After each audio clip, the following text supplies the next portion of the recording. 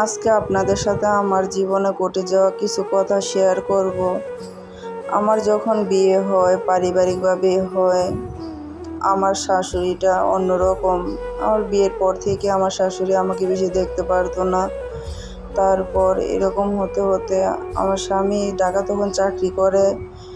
5-6 মাস পর তখন বিদেশ চলে যায়। বিদেশে যাওয়ার পর থেকে টাকা পয়সা ঠিকই দিত, তারপরও আমার শাশুড়ি দেখতে পারতো না আমাকে। আমি আমার বাপের বাড়িতে বেশি থাকতাম। আমার স্বামী আসতো 2-3 বছর পর পর বিদেশ থেকে আসতো। আসার পর এরকম হতে হতে আমার 3টা মেয়ে হয়ে গেছে। 2019 সালে যখন করোনা হয় ওই সময় ছুটিতে আসলো। আসার পর আর যেতে পারলো না। তখন আমার শ্বশুর আরও বেশি তাদের রাগ বেড়ে গেল।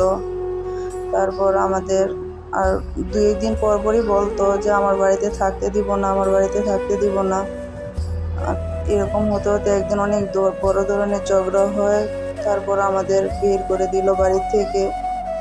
এখন আমার মেয়েদের নিয়ে আমি আরেকটা কথা আপনাদের বলতে ভুলে গেছি। অনেক কষ্টের পর একটা বাড়ি করেছি আমি একতলা ফাউন্ডেশন নিয়ে করেও আজ মেয়েদের নিয়ে থাকতে পারি না। এখন আমি বাসা ভাড়াতে থাকি। আল্লাহ রহমতে আগের থেকে অনেক ভালো আছি।